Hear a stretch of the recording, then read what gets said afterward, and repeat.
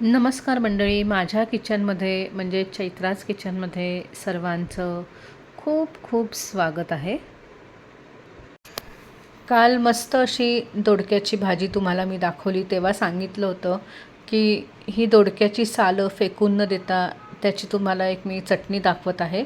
याआधीसुद्धा मी दोडक्याच्या सालीपासून मस्त कुरकुरीत अशी चटणी दाखवली होती.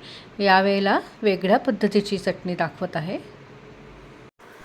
तर इथे आता कढईमध्ये मी 2 चमचे तेल घेतलेलं आहे. इथे मी साधं तेलच वापरलेलं आहे आणि तेल तापल्यावर त्याच्यामध्ये अर्धा चमचा जिरं घातलेलं आहे, हिंग घातलेलं आहे, तसेच 3 लसणीच्या पाकळ्या, 2 हिरव्या मिरच्या घातलेल्या आहेत आणि 1 चमचा पांढरे तीळ घातलेत.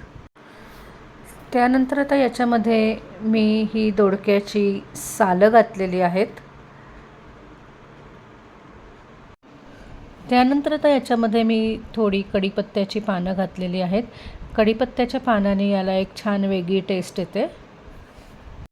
या दोडक्याच्या सालीमधला कच्चटपणा जाण्याकरता आम्ही साधारण या 5-1 मिनटं परतून घेतलेले आहेत आणि आता या बऱ्यापैकी श्रिंक झालेल्या आहेत. तर आता गॅस बंद करून घ्यायचा आहे. आता इथे मिक्सरच्या भांड्यामध्ये मी अर्धा चमचा साखर घातलेली आहे, चवीनुसार मीठ घातलेलं आहे आणि याच्यामध्ये आता 1 लिंबाचा रस पिळून घ्यायचा आहे. त्यानंतर मिक्सरच्या भांड्यामध्ये परतून घेतलेली आणि थंड केलेली ही दोडक्याची सालं घालायची आहेत. तसेच थोडंसं पाणी घालायचं आहे आणि हे मिक्सरमधनं वाटून घ्यायचं आहे. ही बघा मस्त अशी दोडक्याच्या सालीची चटणी तयार झालेली आहे.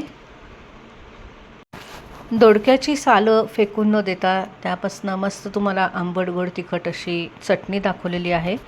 तेव्हा तुम्ही ही चटणी नक्की करून बघा. जर तुम्हाला कुरकुरीत चटणी करायची असेल तर त्याची रेसिपी पण मी आधी दिलेली आहे, ती पण बघून ती तुम्ही बनवू शकता. तेव्हा तुम्ही या दोन्ही प्रकारच्या चटण्या नक्की करून बघा. धन्यवाद. Bye bye.